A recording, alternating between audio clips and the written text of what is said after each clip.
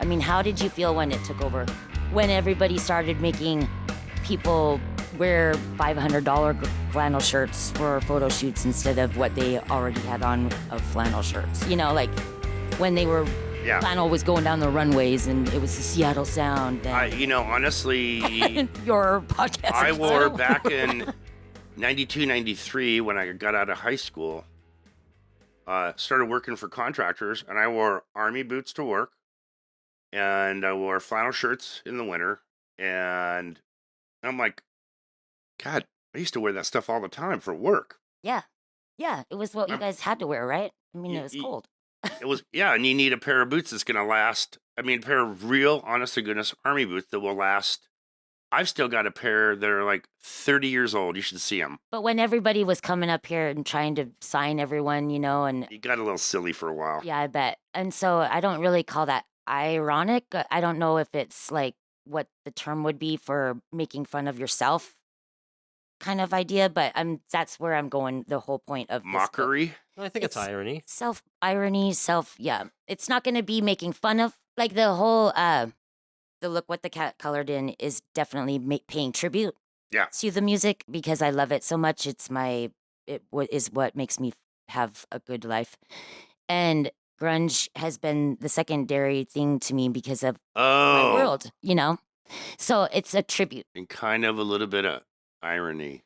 Yeah, so it's like, on the word search, you're going to be making the plaid of the flannel shirt because you'll be circling the words. Or it'll be like a find your stuff before because you got kicked off of your friend's couch. So you got to find your stuff in the picture drawing. I love that. I love that. That is cool. Yeah. And then like the grunge family tree, I can do that kind of puzzle type aspect.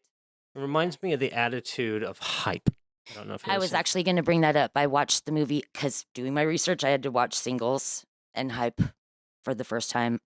And it was funny to see Paul Larkin and Jeff Gilbert in that because it's their backs. They never turn around. I'm like, turn around. And it was it was just hilarious because I could tell by the hair.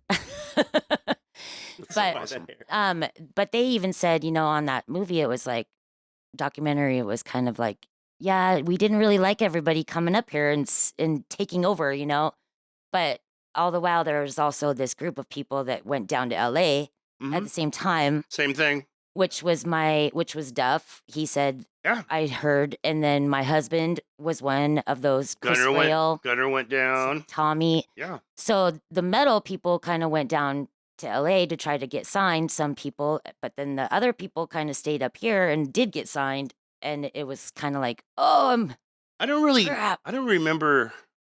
I guess I just remember people that have lived here. I don't remember too many people moving up here, like bands moving up here to try to make it out of Seattle because bands were getting signed. I don't remember that. There was some.